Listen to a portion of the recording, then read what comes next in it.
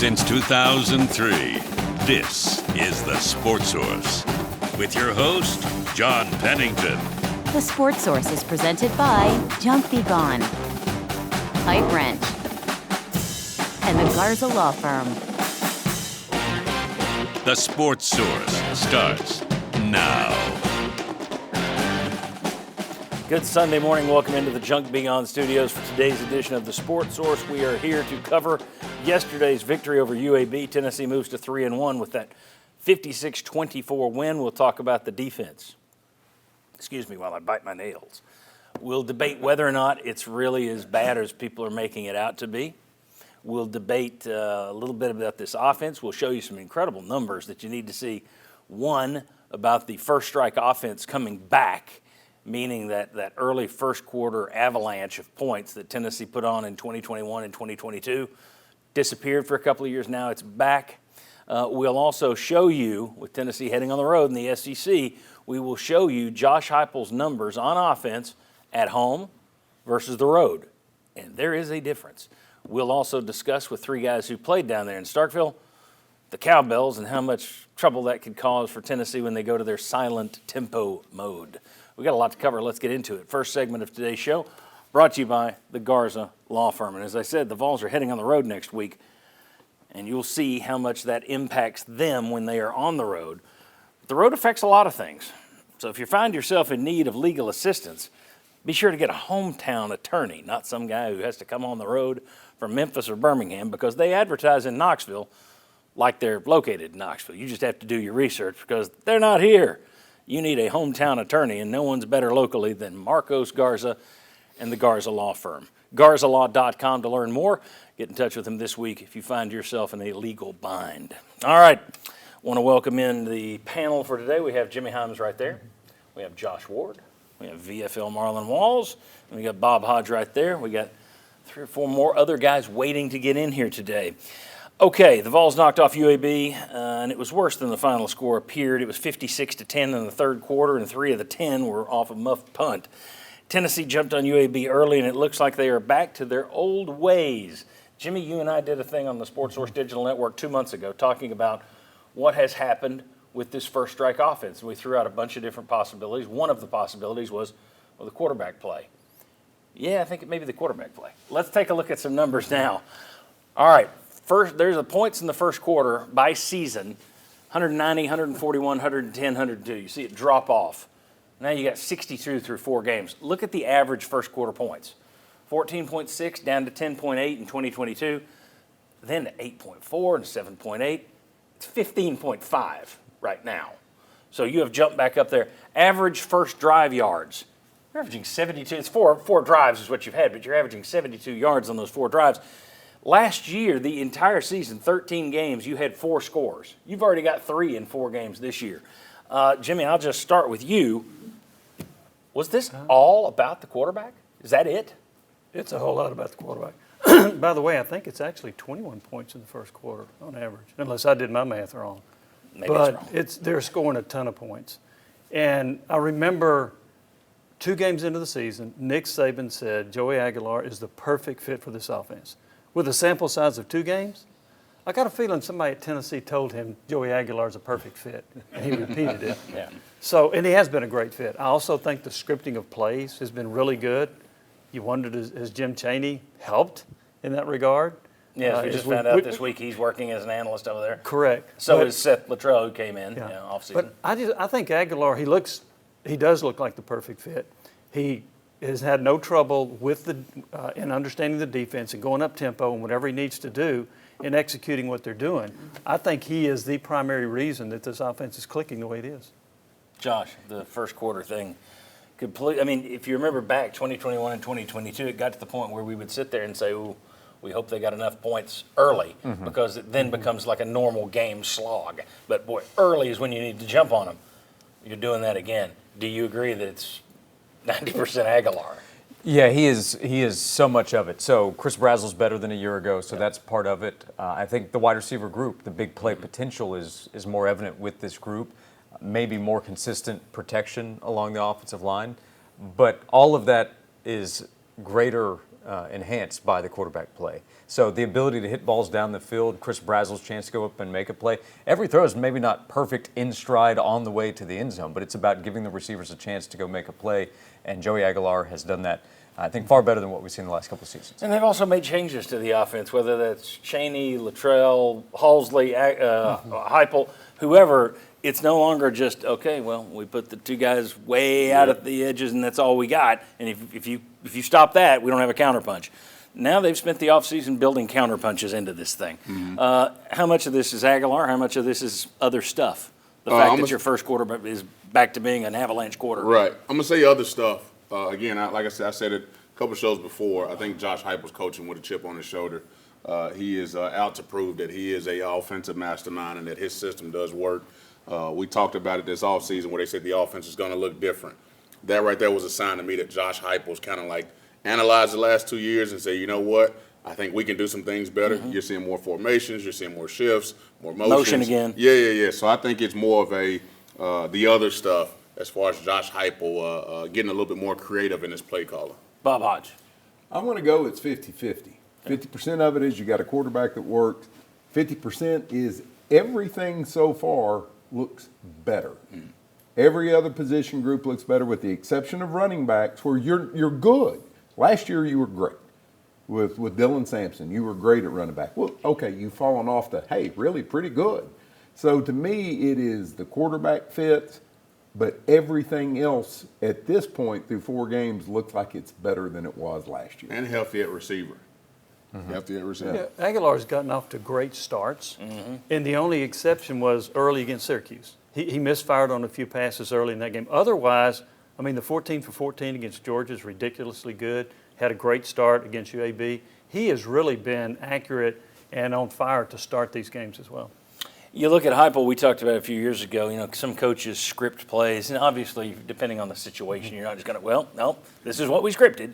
But a lot of that scripting is putting different formations out there and different packages, and that way you know how they're going to respond to it. And then I'll come back to this later and change the look of it, but I know what you're going to have on the field, and I can doctor something for that. We wondered early on in Heupel's stay here, man, these first quarters, how much of this is him being able to script that opening quarter?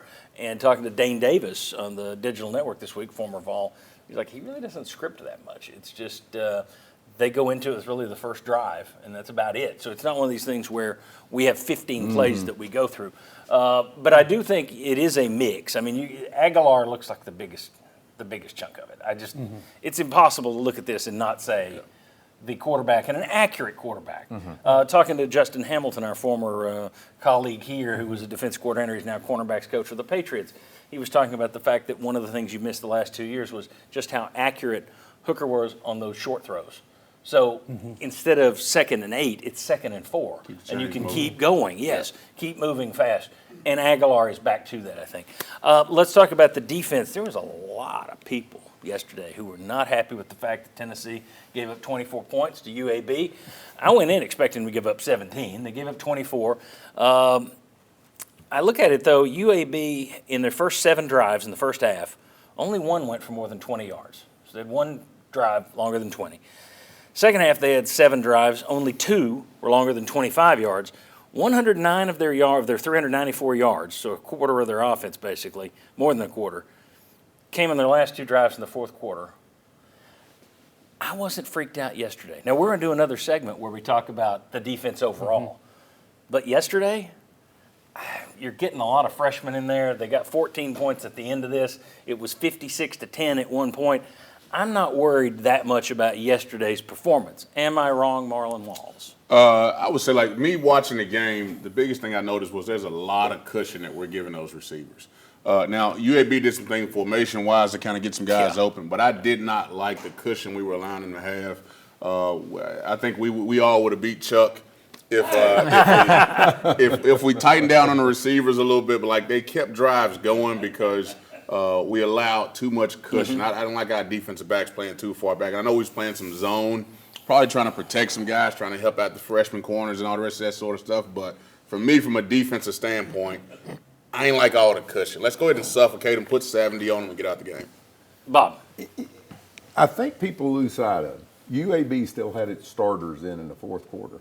I mean, these are college football players. Most of them weren't good enough to play in the SEC, but they're still pretty good football players. Kitna looks like a guy who could have been a transfer to some other Kitna looks to program. me like a guy who will not be at UAB next year. Somebody else is going to pick him up at a better program, bigger school. So you're putting in your young guys against maybe not as talented guys, but much less experienced than what UAB had on the field. So what happened in the fourth quarter to me is kind of, okay, this is sort of what you expect. It's sort of the reason I don't like these games, is because they get sloppy. You got the big lead and you get sloppy. And to go with what Marlon said, at that point, all I care about is the Cavaliers line. That's it. And it didn't work out for me. Or anybody else. See, that's where the anger came from. Yeah. That's right. Yeah, it's not the defense, it's the Cavaliers line. Were you guys worried about the defense yesterday? I mean, I'm not. Again, we're going to do a segment in a minute where we talk about, are we worried about the defense on a big picture scale? I didn't look at yesterday as any kind of surprise. When you go in knowing you're without two corners, so by the time you get to the fourth quarter, you're not with your fourth corner. You're down to your fifth corners now. You're throwing out guys who normally wouldn't be out there. It didn't worry me. Did it worry you? Not a great deal because, as you mentioned, you're without two safeties. You also were without your two starting defensive tackles. So you're still down players that when they return, you're going to get better. There were a few missed tackles along the way that I had a concern about. But the other part of that is you gave up 1.2 yards per rush. And not all of that was sack yards. I think on running back plays, they averaged about 2.0. Yeah. That's pretty darn good. So you held your own in that regard. And by the way, Dilfer's a pretty good coach who can exploit a team in the passing game some, and they did that, but mostly that was in the second half. So I wasn't greatly concerned. Well, and as you mentioned, they stopped the run game, but it was also, they threw 51 times. That was a pretty, and that's what their offense does. They throw the ball over all of the yards, so it's one-dimensional attack. So I'm not sitting there going, oh my gosh, look how many yards they threw for it. Yeah, but they had to throw 51 passes to get it. You're not going to face a lot of SEC competition that'll throw 51 times on you. Josh, your thoughts on the defense yesterday? Yeah, so concern I would take out of it would be their touchdown drive in the second quarter. There were still issues with Tennessee's defense that we were talking about last week. Communication issues, excuse me, in the secondary, tackling issues in open field. Against UAB, that's not going to end up mattering because Tennessee's going to have such an advantage. Against Jeff Levy's offense or an SEC offense that can see those mistakes, take advantage of miscues on the back end, and exploit it with SEC athletes, that can become a problem. So if Tennessee can get to the quarterback, if Tennessee can generate pressure, then that can take that away. But if they're not getting to the opposing quarterback, an offensive coach like Jeff Levy or others that they'll face as the season goes along, they could exploit those issues. We'll talk about Tennessee's ability to get to the quarterback a little bit later in this show when we come back. Let's talk about the defense a little bit more. Let's look big picture, not just UAB. You've got guys out, don't know when they're coming back. But is Tennessee's defense a big-time worry? And, last year there were times where they slowed the tempo to protect the defense. Is the defense at a point now where you just say, get the playoff, we gotta go tempo. Let the defense worry about itself. We gotta score as many as possible. Sorry guys, your tongues are gonna be hanging out, but deal with it. Is that where we are? We'll discuss that next. Come on back.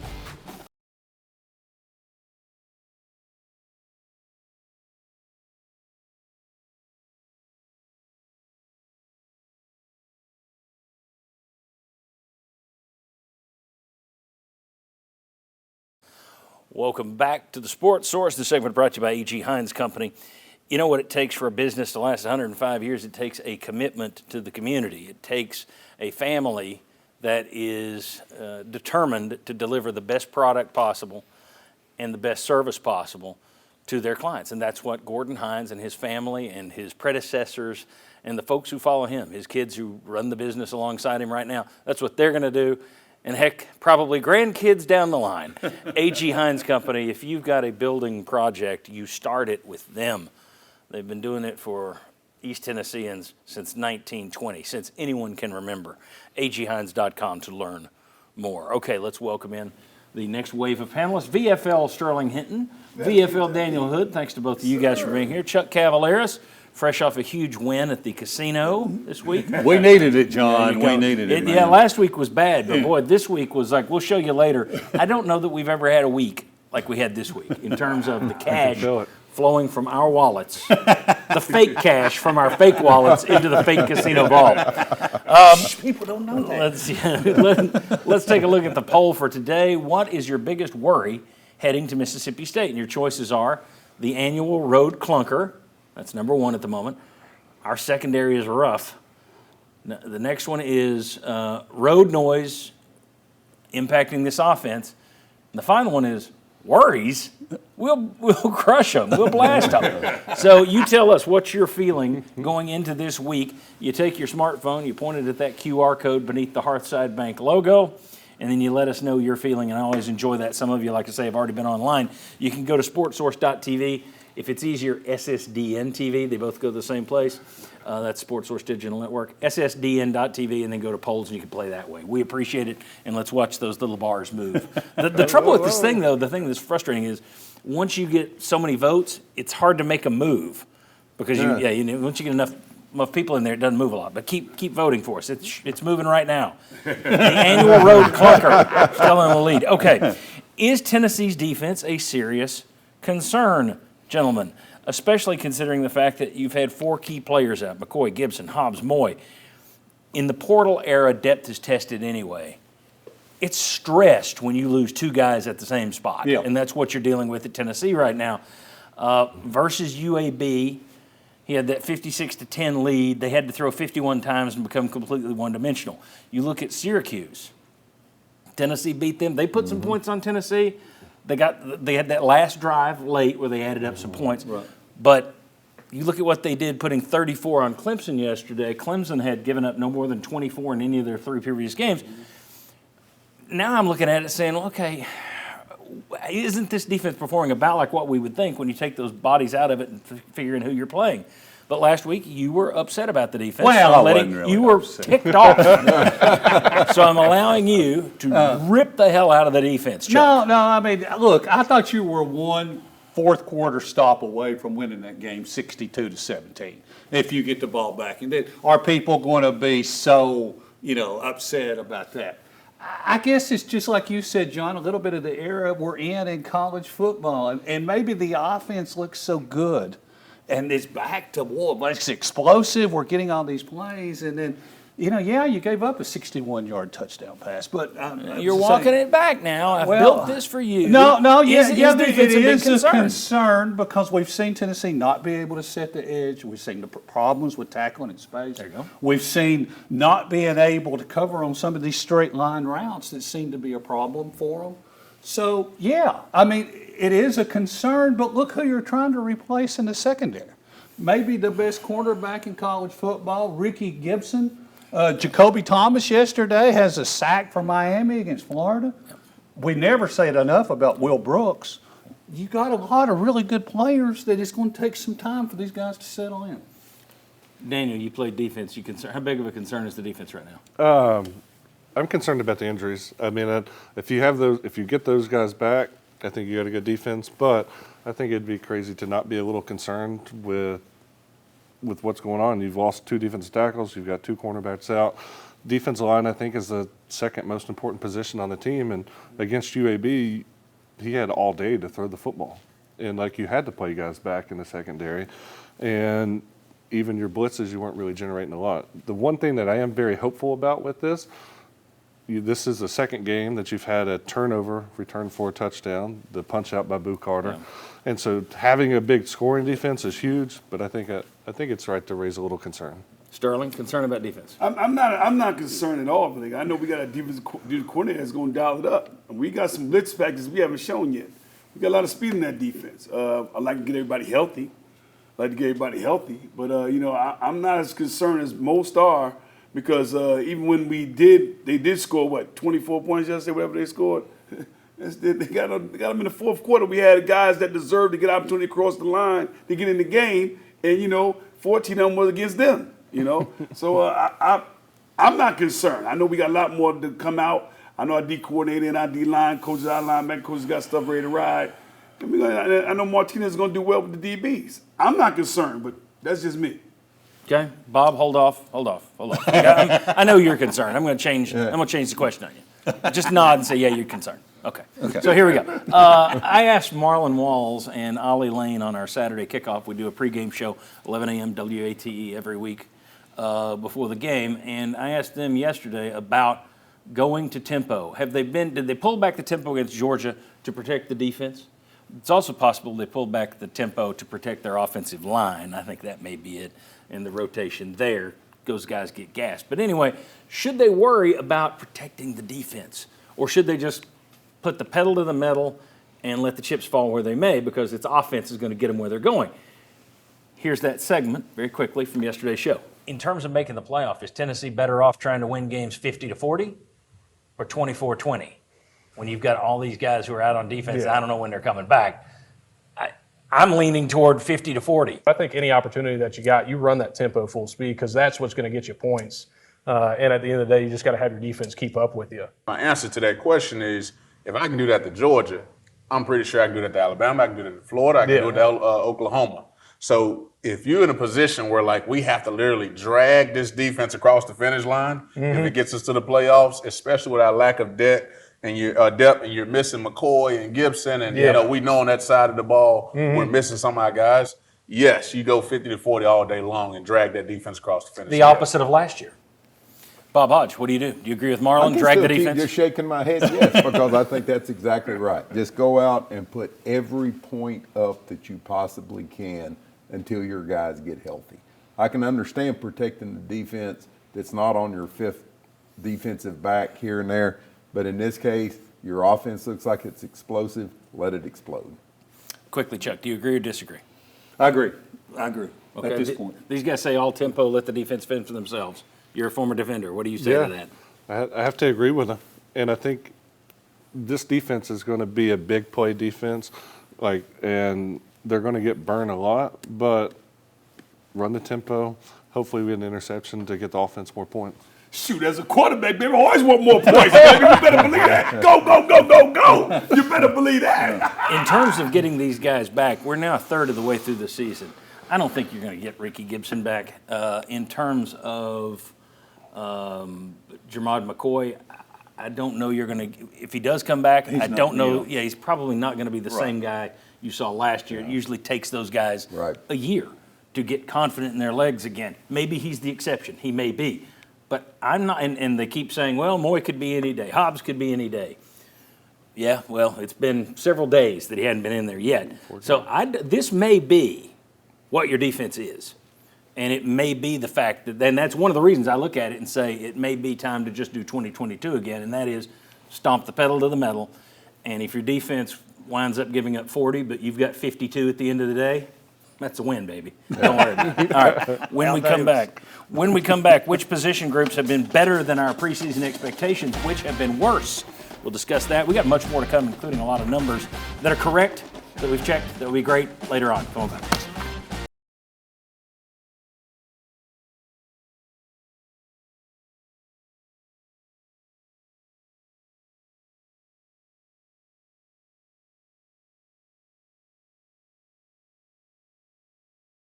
Welcome back to the Sports Source. This segment brought to you by Uncle Jim's River Cove Campground. Folks, if you're looking for the perfect spot to camp this fall, check out the website you see on your screen right there. All the accommodations and amenities you could possibly want, whether you're wanting to do camping in your tent or whether you're wanting to hook up your big old RV. Uncle Jim's River Cove Campground is the place to stay in the Smokies if you really want to be out in nature in the Smokies. rivercovecampground.com. Let's take a look at the Heupel keys. We do this every week. He hit just about all of them yesterday. Tennessee improved to 36-3 when they score 30 or more points in a game. When they rush for 177, they're now 34-2. When they rush for 3 touchdowns or more in a game, they are 24-0. Complete 65 passes or better. They didn't do that yesterday. Allow 27 or fewer points. Yep. Improved 35-3 there. They're 23-2 and they allow 99 or fewer rush yards. They didn't hit the 349 mark. UAB got 394 in the fourth quarter. They cranked those numbers up.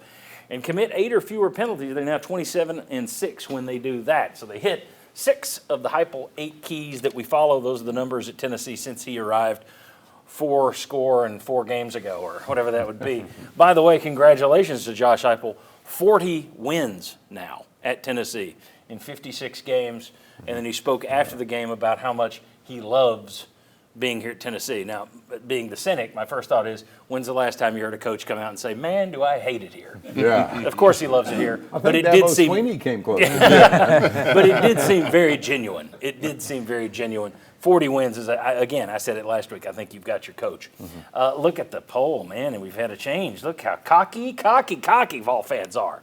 Worries? We'll blast Mississippi State. That's now number one. That's the leader. Annual road clunker ranks number 2. Our secondary is rough, ranks number 3, barely. And the one that's bringing up the rear is the one that I'm most concerned about. Road noise versus our offense. Stick around, folks. I'll show you some numbers that might change your tune on that. Let's take a look. We got 9 position groups here. I want to go back to our preseason expectations. I want to know which of these have performed better than our expectations, which have been worse. We will start at quarterback, and I don't think there's any debate here. I totally expected this, John, so it's met. Nico who? Yeah. Yeah. Joey has far exceeded expectations. I mean, even those people who went into it saying, "Oh, he'll be decisive. Oh, I looked at the tape, he'll be good." I mean, Will West was on these shows early, and credit to him. But I don't think anybody anticipated the start he has been off to. I don't think anybody anticipated him and the word Heisman being associated in any way. Yeah, and we'll get to that in the next segment. Running backs. I say better. Better than I say expected. better. I'm going to stick with I expected him to be good. It's got to be better or worse. There is no in between. Better. Better. If there's one or the other, it's better. Okay. Star Thomas is doing more than I think was expected of him Yep. coming out of spring, and that helps boost it up. And we'll debate whether he should be getting more touches in the next segment. Wide receivers. Much better. Definitely exceeded. Much better. Yeah, they have, and all three of the main guys have looked better this year. And part of me thinks, why didn't you play Staley and Matthews last year? Look how good they look now. Yeah. Well, maybe they weren't ready last year. You look at the guys. It takes 2 years, as we've talked about. Yeah. It seems like it takes 2 years for these guys. Jalen Hyatt, the second year in the program, did well. Dante Thornton improved in his second year. But the Hyatt and the Brazel comparison, I said all offseason, you hope that Brazel goes through the Hyatt car wash, and that second year is much better. And he looks like it. And he talks about the fact that it's confidence in the offense. Wide receivers are up there. Tight ends, that's probably Down. less than expected. Down. Yeah, less than expected. I think in the blocking aspect of what they're asked to do, Ethan Davis is more active there than I've anticipated with him. But I can lean with Marlon. I'm ignoring you. But Okay. no, go make your case. I also think there was a lot of talk of, you're going to be relying on these tight ends to catch more passes, but your receivers have been such a hit, you haven't needed them. Yeah, you also haven't needed that as much. Yeah. They've performed well, but they've produced less than I expected. There you go. Yeah. Okay. Oh, boy. Offensive line, I'm just going to Much go better. ahead. Matter of fact, that arrow should be like 2 feet long and 6 inches thick. I think those are, that's a lot of drawing. I think quarterback, receiver, and offensive line are your 3 big winners here. Yeah. Let's move to the defense. Down. Defensive line. Yeah, defensive line, I'm down. I'm down on defensive line. Just because, again, I heard a lot about Joshua Joseph. We talked about the depth at the defensive line. We were expecting a normal, what we've seen from Coach G in the past. We get into the quarterback. We had 3 sacks yesterday, and 2 of them came from DBs. We questioned the depth at defensive line and wondered what it would be. I didn't anticipate having it tested to the point that you lose 2 of those guys right out of the gate. That's tough. And again, in the transfer portal era, anybody who can play is somewhere else. Yeah. They've taken money somewhere else. So that's tough to lose 2 at the same spot. Linebackers? Since we got to pick, Yeah. I'm going to say a little less than I expected because I'm not seeing the big plays out of the linebackers that I thought you would. You don't usually associate splash plays with defense, but the linebackers aren't making those kind of plays. I think DBs are down too. I think once again I'm going to go with injuries because you don't expect to be down 2 guys, but regardless, it's down. Yes, it is. Still down. And it is injuries, but it's not what you thought. No, well, I mean, it went a little nuts. It went nuts in August when the discussion went from they can be as good as they've been in the past to this defense can be better than last year. Right. That was where people had gotten into, they'd taken the cork out of their jug and they were having them a swig. All right, special teams. It's about where I expected. I mean, the one play you remember is the missed kick against Georgia. Yeah. But Boo Carter has been electric as a punt returner. He did have a muff. Man, I was waiting on him to take one of those things back for a touchdown yesterday. I kept calling. Your talking to punting's myself. good, your coverage is good. You don't have to cover kicks very much because they typically go out of the end zone. But I'm going to give them down. Can we get an even, like just Nope. And it's got to be one kick you missed against Georgia. I'm sorry. Do you agree, Josh? That was Yeah, that outweighs everything else. yes.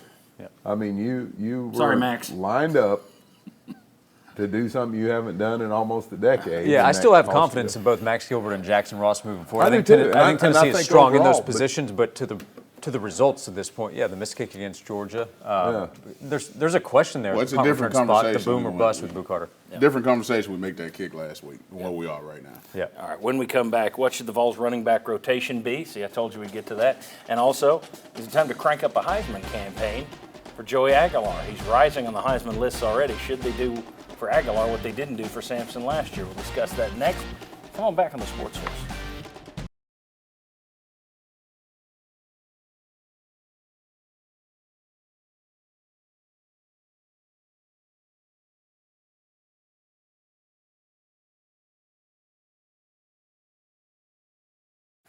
Welcome back to the Sports Source. This segment brought to you by Southeast Termite and Pest Control.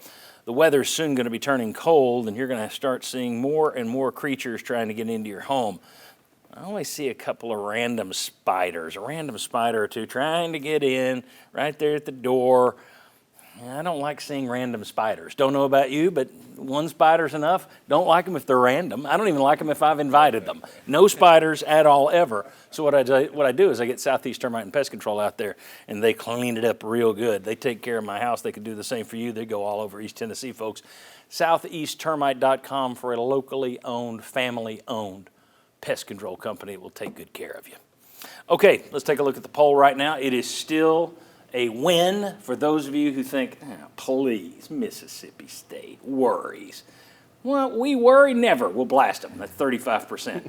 31% say the annual road clunker is your biggest worry, and 30% say our secondary is rough. So it's split three ways, and nobody is worried about the road noise, which is why we'll do a segment later on the road noise. Okay.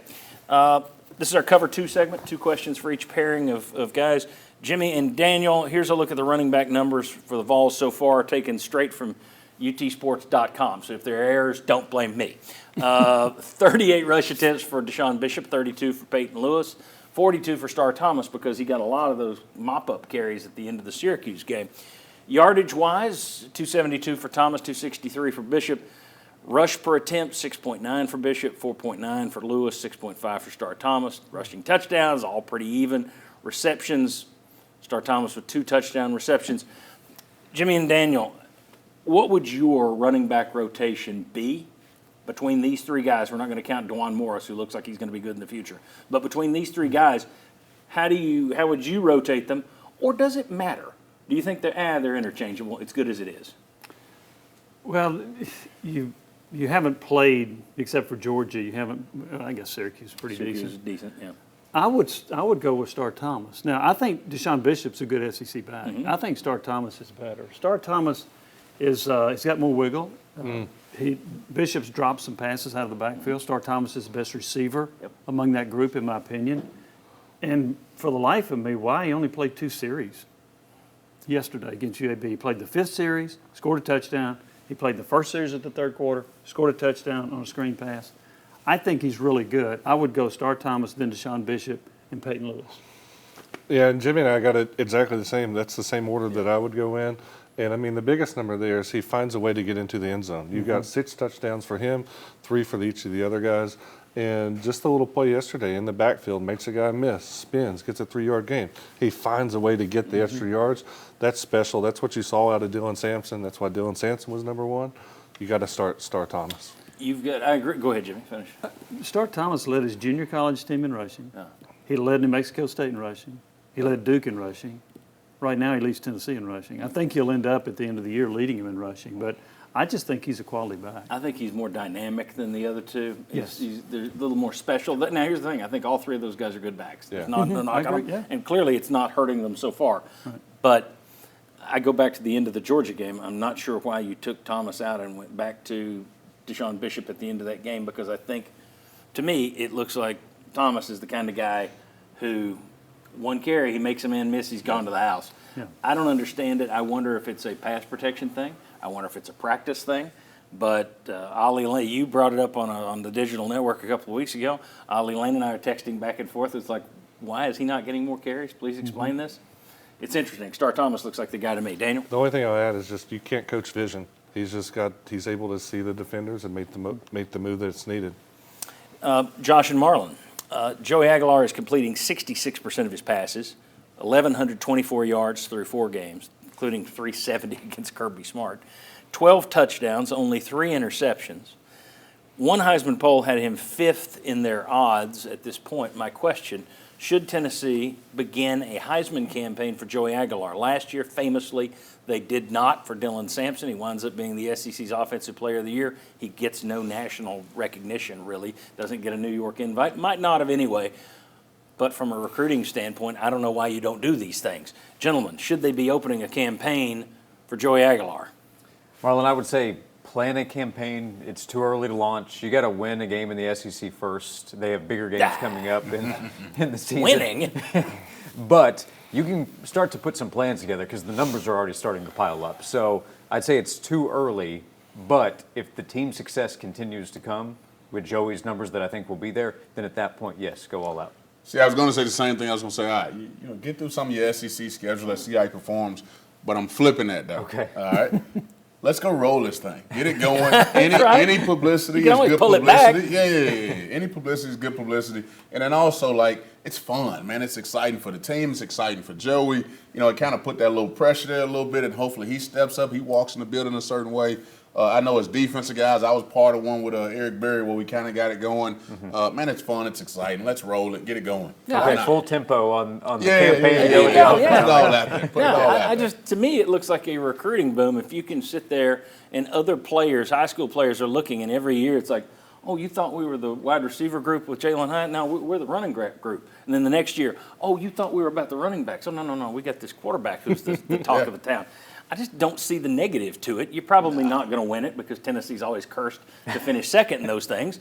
But get to New York. But at least get to New York. And it's a great story. Who knows? You might not win that, but he might win some other trophy because you're getting the pub. And he is what? The career active – he's the active yardage leader career-wise. Is that correct, Josh? If I got that right? I know UT – and that group puts it out. 200 yards. What's your stat? 28 straight games of 200 yards passing? Yeah, he leads the FBS with the longest active streak of 200-plus passing yards. He's done it in all 28 career starts. Yeah, and I think he is the active leader in career yards in terms of guys that'd be active. Guys that are playing right now. All right, when we come back, so start the campaign. Don't wait for wins. What does Josh think about that? Eric Berry. When we come back, 3 up, 3 down. And yes, Will Overstreet isn't here. Marlon Walls, you're going to be the vulture today. And he and Bob do have 3 horrible negatives, just terrible downs from yesterday's 56-24 win. We also got the 3 ups. So come on back, and we got more to talk about that noise and the impact on Tennessee's offense on home versus the road. That's next. Come on back.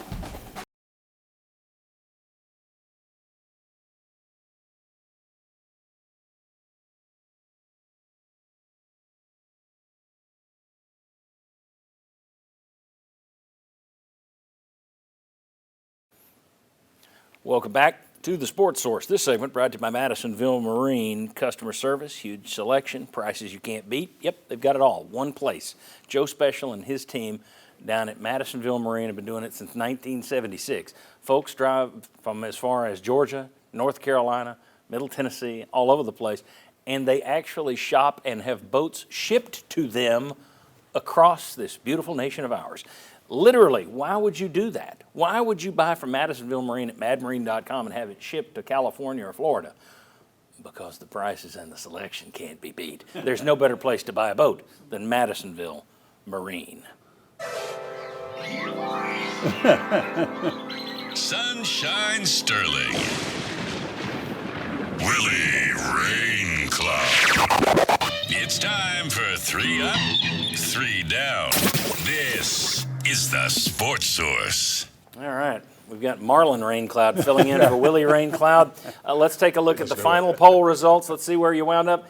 A tie. We've never had a final as a Hey, tie. wow. Our secondary is rough, is 32%. Worries, we're not worried. That's 32%. 31%, the annual road clunker. And then that noise with the offense, only 5%. I wish I could have had that segment before. We'd have changed that number. Hey, thanks for playing along. That's interesting, though. That's 3 out of those 4 were good choices. Excellent. All right. Team Sunshine, right here, Sterling Hinton, Chuck Cavaleris. And I need 3 ups from you guys, and I'm just going to go ahead. I'm taking Joey Aguilar off the table. I like to get different names in here, and as long as this man is sitting here, and as long as Joey Aguilar keeps performing the way he's performing, he will be on that list. Absolutely. So we're just going to silently put him on the list. So it's Aguilar and his 3 up until further notice. So who are the 3 up besides Joey Aguilar? Well, to go with the Joey Aguilar singing group, I'm going to Star Thomas. Star Thomas is running the ball at a level that reminds me of a couple of friends I have, Charlie Gardner, Chuck Webb. He looks a lot like them when he has that ball in his hand. He made a run. I mean, Hood alluded to it earlier. 3-yard run. He made 2 people miss, man. You texted me. You're down there DJing, and you texted me. Because I saw it live. Nice. I saw it live. Did you see that? He had 2 people grab air. Yeah. Grab air. I mean, and sometimes that doesn't show up as clear on TV. He ain't grabbing air, man. When that happens, you got a guy ready to get downfield, man. Awesome game, awesome attitude. I like Star Time. Okay, Chuck, who's the second up? I have got a new name for you, John. Orlando Carter. That's Boo Carter's given name. But it's a new name. Gotcha. You said bring it in. New name, How okay. about a team high 9 tackles, 6 solos, 3 tackles for losses. He caused 2 fumbles. Now, Bob may tell you about another one, but don't listen to that. He caused 2 fumbles, and one of those was returned for a touchdown. Orlando Carter. Okay. How about that? So that's your second up, and again, that's somebody who may appear on 2 lists. Who's your other up? Who's the last Third up? one, I'm going with a coach. I mean, it's incredible how much this position has improved this year. Mm-hmm. Going with Coach Pope. All the incredible coaches we've had at University of Tennessee at that wide receiver position, and we called it wide receiver U at one time. He's the only guy that coached a Blitnikoff winner. And right now he's showing his growth in the position as a coach and as a former player to what these players are putting on the field right now. Coach Pope, wide receiver coach, for the job he's done for the position at wide receiver. We did a thing on the Sports Source Digital Network right before the season started. The guys under the most pressure going into the season. His name was on there because the receivers the last couple of years hadn't lived up. There's nothing worse on this show, at least for me, than saying something you think is going to happen and you think you're giving a positive and it turns out the person flops. However, to be wrong about that on the other side or to call out someone and say, all right, time to prove it, and then have them prove it, like Chris Brazzell, like the receivers, like Mike Matthews. Like Coach Pope, these things are good. Mike Matthews with his catch, that's fun. Those are the good ones when you're wrong, or at least it's not wrong. You're not saying they suck. You're saying they got to prove it, and then they go out and prove it. Step up and do it. That's terrific. Good 3 up. I will throw out some other guys here. Caleb Beasley, fumble return for the touchdown versus his old high school coach, Trent Dilfer. Andre Turntine with the interception, and Jalen McMurray yesterday, 6 tackles, 2 tackles for loss, a half sack, and a pass breakup. He also left the field, I believe, right before their first touchdown. Right. I think that's when he got hurt and was taken out, and thank goodness he came back because you don't need to be down 3 corners. All right, 3 down, gentlemen. What do you got? Well, I'm gonna do the first 2 and save Marlon for the end. Boo Carter or Orlando. He muffed a punt, and when he got a game like this, I mean, you're ticky tacky. You're looking for little things. Gave him 3 points. Overall. But he muffed a punt. Do that against an SEC team, it could be a game changer. But he did get a game ball. Yes. They gave him a game ball after the game. He dropped it. He muffed it. He muffed it. That's right in his locker. Then our second one is freshman Travis Smith. He beat out another freshman, Timothy Merritt. He had the bust on the deep pass. Travis Smith gets a holding call, brings back a 62-yard run. By DeJuan Morris, the freshman. It's going to happen. Kind of was a ticky-tack call, but still, that kind of stopped a drive right there where it was. And then You've number got a third 3. guy. I hate to do it, but I got to do it. Joshua Josephs. This is a guy we heard about all off season. Hey, he's on that Pierce track. He can get to the quarterback. He's long. He's elusive. He's fast. First step's amazing. Stat line yesterday, 0, 0, 0, 0. And those two go together back end and front end. When you got DBs that's struggling, you know how you make them look good? You get to the quarterback. I'm going to quote a guy that we kind of know around here, Ed Ogeron. Favorite play in football, the best play in football is sack fumble. We've got to see more out of Joshua Joseph. It's going to help those young DBs. And then also it gives you another threat to make the quarterback have to think about. We haven't seen that yet. We had 3 sacks yesterday. 2 of them came from DBs. We've got to do better at the defensive line, and that's the guy I'm pointing at because he's got all the tools in the box to be amazing and be one of those guys that's drafted on Sunday or playing on Sunday, and we haven't seen it yet. Joshua Joseph's got to give us more. Can you give me more? Can you do that line in an Orgeron accent? The best play in football, sack, fumble. Go Tigers, sack, fumble. All right, when we come back, let's talk Oklahoma. Let's talk Memphis, Arkansas. Let's talk Mississippi State, and let's talk Nico. Come on back on the Sports Source.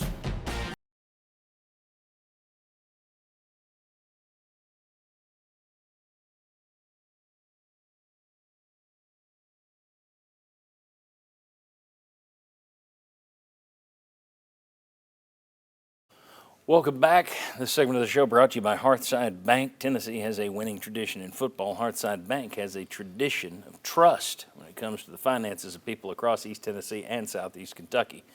They've been doing it for 105 years. I think it's ironic. We got 2 sponsors on this show that have both been around for 105 years, A.G. Heins Company and Hearthside Bank. Folks, that takes something. I mean, you don't get to 105 unless people use your business, love your business, and keep using your business. And that's what happens with Hearthside Bank. They're good people, tremendous people, great personal banking. They do business banking, they do mortgages, any digital, all kinds of banking. But when I say personal, I mean personal. They care about you. Hearthsidebank.com to learn more. Okay, we're going to try and catch up here. So everybody's going to get like 30 seconds on top of a 40-second question. Chuck. Yes, sir. Oklahoma took care of Auburn 24-17. John Mateer threw for another 270 yards yesterday. Right. But the Sooners got to Jackson Arnold for a school record 10 sacks. Wow. The Vols will host Oklahoma November 1st. Scale of 1 to 10, what's your worry level about the Sooners? I'd say it's 10. Wow. John Mateer is, I think, going to be the #1 contender for the Heisman right now. He's had 4 straight 270. He's Aguilar's top competition? Right, yeah. But he's had 4 straight 270-yard passing games. Oklahoma didn't have a single one of those last year. He's had, I think now it's like Jimmy, 8 straight games with at least 1 touchdown run, 1 touchdown pass. That defense, guys, they've got a defensive line I think is every bit as good as Tennessee's last year. I wrote down the name Mason Thomas. I think he could play in NFL today. He is, and he had to sit out the first half yesterday. All right, very good. Jimmy, you got 30, well, you got 12 seconds now. Thank you, Chuck. 30 seconds. Make the most of it. 4-0 Memphis knocked off Arkansas 32-31 in the Liberty Bowl. Kudos to Arkansas for taking that game and playing them in Memphis. But Memphis, it puts them in the mix for the group of 6 playoff berth. They're going to have to win their conference, but still, they're getting talk right now.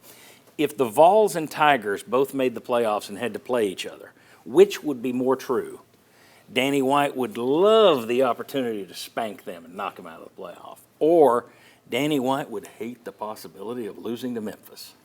I've got to go #2 because if he wanted the opportunity to spank them, he would play them. And since they don't play Memphis, then I'm going to say he would be concerned about losing that game more so than spanking them. So, agreed. I think you're correct. Good logic. Very 12 seconds. It was 12 seconds. It was impressive. You're back to a full 30, Bob. All right. Okay. Mississippi State put down Northern Illinois 38-10 yesterday, and they put down their Huskies. That's a pesky little program, and they went to Notre Dame last year, so they're better than a UAB, for example. State is 4-0 for the first time since 2014.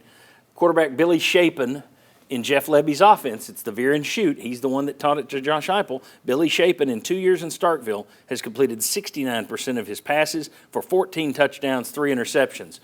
1 to 10, what's your worry level for Mississippi State next week? My worry level before the season was probably 3.5 or 4. I think it now 7.5 or 8. And it's not because I think less of Tennessee. I'm thinking more Mississippi State. They've already beaten the top 20 team this year. We've talked about the noise you're going to run into down there, but most importantly, the defensive injuries that we've talked about already in this show, Tennessee's going down there without their full complement.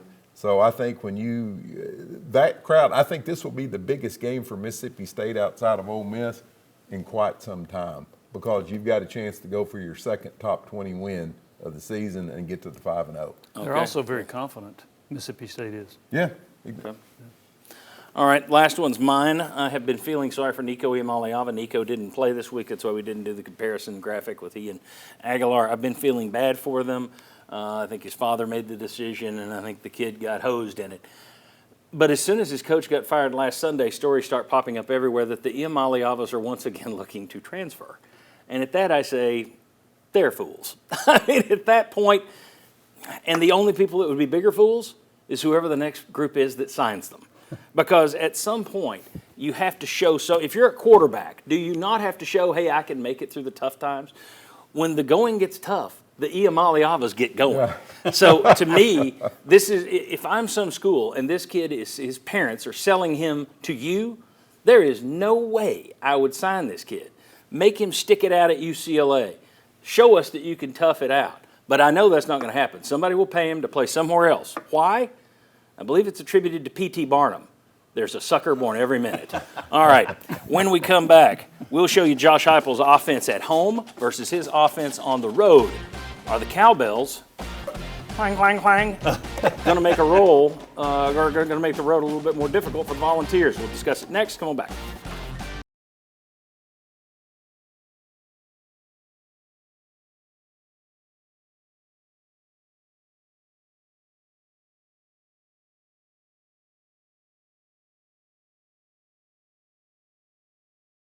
Welcome back to the Sports Source. This segment brought to you by Al Wilson's hard-hitting tea. Hey, folks, this segment, or this drink, it is really, really something taken off all across the state. We had Al here with us last week to talk about it. It is based on apple wine with this tea, and it is really, really special stuff. You can find it at grocery stores. You can find it at convenience stores. You can find it in certain package stores. Get out and ask for it. Al Wilson's hard-hitting tea. You can also visit hardhittingtea.com to learn more. Please drink responsibly.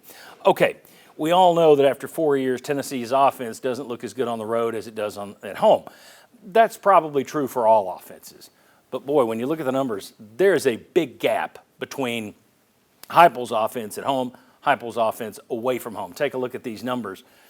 Plays per game, 74 to about 70, so that stays about the same. But look at the yardage, 513 to 434. That is a lot of yardage. That's almost a full yard per play less when you're on the road than you are at home. Every single play over the course of the game, that adds up. We've got some guys who played at Mississippi State. It's Marlon Walls, it's Daniel Hood, it's Sterling Hinton. Sterling got a couple of wins under his belt in 87 and 90, and then Daniel and Marlon went down there and lost 41-31 in 2012. I want to know, gentlemen, Ollie Lane has talked to us about this offense struggling when you have to go silent. Talk to me. Is that stadium, which isn't huge, Davis Wade Stadium, is it louder than one would expect because of the cowbells, and do you anticipate that causing problems for Tennessee's offense this week? Marlon. Well, guys, I started off, I remember going down there, the Cowbells were annoying, man. It was super annoying. They started that thing in pregame, and it did not stop until literally we left the stadium. We noted, offensively, Josh Heupel-wise, we've kind of got some clunky false starts from the offensive line when the crowd's going. And again, just my remembrance of it was, man, it was just super annoying. What do you guys think about it? That was it for me, annoying. I don't know how you're going to win down there, Sterling. You're going to have to teach us. How did you do it? Well, I might have to go to the practice a couple times this week. It wasn't too annoying to me because my high school, we had the Lottie Bell crew, so that we had the cowbells in high school, so I was used to the noise. It didn't bother me. And the thing about that stadium, though, that when they do come together, they get loud. They get loud, but you can make them quiet fast. You can get them quiet fast, and I tell you, we make some plays, them bells go away. And so here's what I'm thinking. They're going for 5-0. Yeah. Josh Levy kind of talked. Coach Levy talked. Coach Heupel did off the veer and shoot. They're going for 5-0. We're ranked top. We're one of those top guys in the nation coming in. So I know that the stadium's going to be rocking. And so for me, John, I would say that, man, I think it's going to be a challenge for us. I think it's going to be something that we've got to get over, but I think we can get over it. But we're going to find out very soon and early in the game how much effective it is for us. But, John, back to you, man. Okay. Yeah, I think it's one of those things just to be aware of. When you see a team that loses about 100 yards between home and away, that's something to pay attention to. We've seen it. People feared in the poll the road clunker. That road clunker often has something to do with that noise getting to the offense, which just hasn't been explosive over the years. We were talking before that segment, Daniel Hood or Sterling, one of them pointed out the win at Oklahoma last year. You won that one with your defense. It wasn't with the high-flying offense. So we'll see if the Cowbells can force Tennessee into their silent snap, which usually slows things down in terms of keeping that operation going at the tempo that they would like. That is next week at Mississippi State. Let's talk more about that game next. We got will they or won't they? We've got the Cavaleros line. Where's he going to set it? We've got him laughing at all the money he's raking in from us from last week. That's all coming up. Stay with us here on the Sports Source.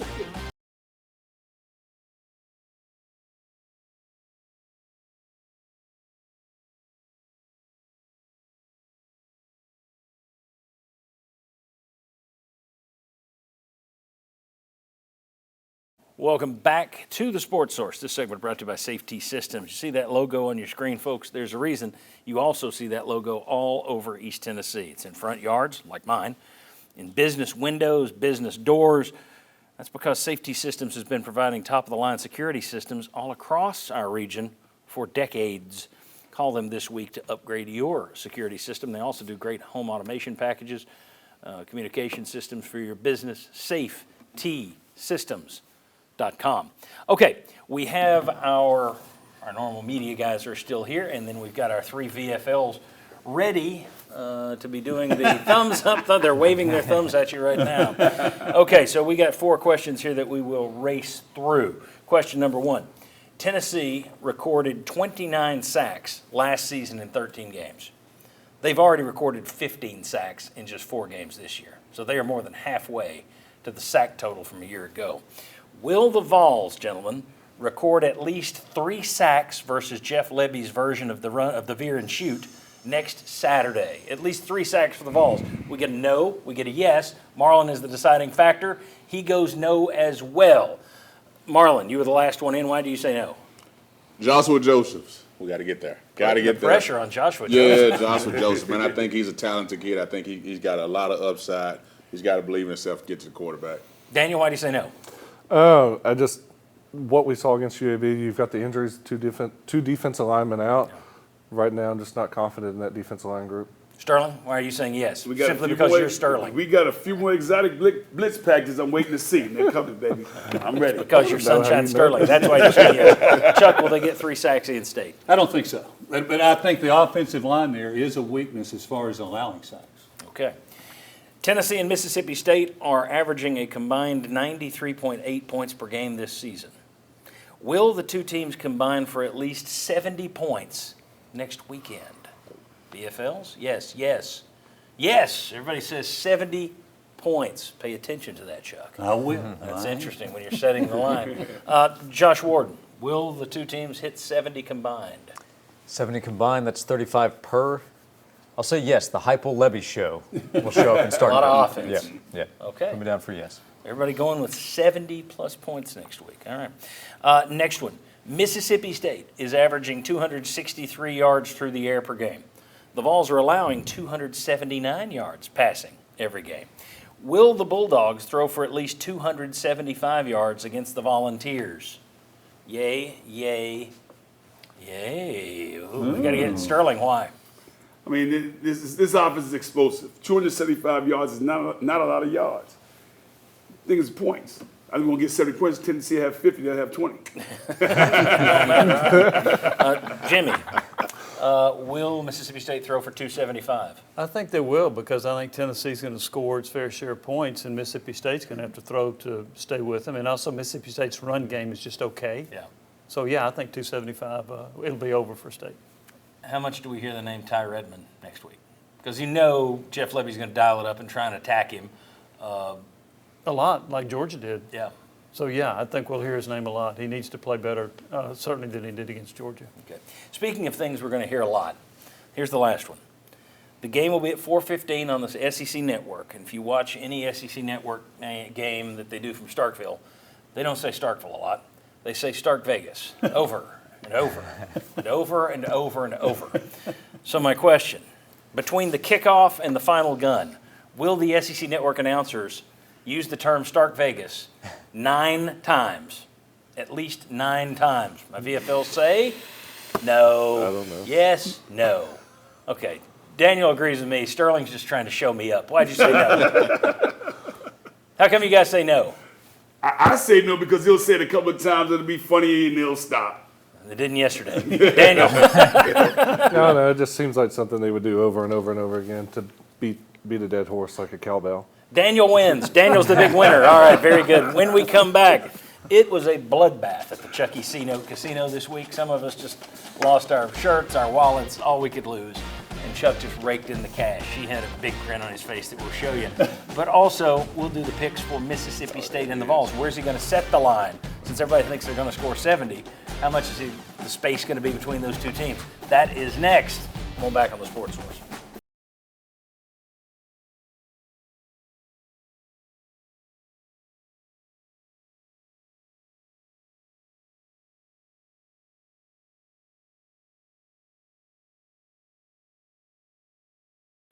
Welcome back to the Sports Source. This segment brought to you by Games and Things. When it comes to home theater seating, it's not too late to make the most of football season. Head to Games and Things right now. See for yourself all the different varieties they have in-house. I bought 2 pair there myself and I have loved them. My next pair, whenever I need them, is going to come from Games and Things because life should be fun. Check them out at ourgameroom.com. Let's take a look at the standings. Ooh. That is a lot of red. Folks, I don't know that we've ever had this. Last week there were $1,500 wagered. 1,400 of them wound up back at the casino in the Vols. 1,400. The only $100 won last week were Jimmy Heins right over here, who managed to climb all the way to $300 total. Will Overstreet is in danger of being a doomed man. So he better enjoy his, he's not here this week, so I hope he enjoys it. I'm going to call him this week and get the picks. Chuck, though, enjoyed that so much. He was lighting a cigar, just sitting there laughing. Big winner behind him, just raking in all our cash. Okay, Chuck. I love that guy. I really do. Where are you setting the? You like AI, Chuck? Yeah, I like It's him. pretty good, actually. Yeah, it is. You wouldn't believe the stuff I can have you do. I wanted you holding back. Yeah. You know, one thing when I look at this Mississippi State game, John, remember it was just last season. Tennessee was favored by 23.5 against those guys, and Mississippi covered that number, even though Tennessee won 33-14. Why does that not really matter? I'll tell you why. Mississippi State has 65 new players since last season, 37 transfers, 9 JUCO players, 19 true freshmen. Everybody keeps talking about these cowbells. To me, those cowbells sound more like cicadas. I don't think that's going to be the big issue. I got Tennessee favored by 10.5 points in this game. UT by 10.5. Okay. And, you know, that'd be kind of cool if they just unleashed 1 million cicadas in the stadium. All right, I forgot to have my pen ready. So 10.5 for the Vols. Okay. Bob Hodge has already taken off. It's a Vikings day, so he leaves at noon. All right, so I'll get him later. Ollie, I will get later. Daniel. I'll do 100 on Mississippi State. Okay. Let's see if we can split that panel. Yeah, that's right. I mean, that's the goal, split the panel. I'm going to take Tennessee. I'll put 100 on UT. Sterling. 100 on Tennessee, baby. 100 Tennessee. Let's go. All right. And Josh. 100 on Mississippi State. Okay, the smart, reasonable men are going Mississippi State, and I am with Sterling. Thank you, brother. Thank you, brother. Marlon. All right, let's go. I'm going to go 100 Tennessee. 100 Tennessee. 100 Okay. Tennessee. Jimmy. 100 Mississippi State.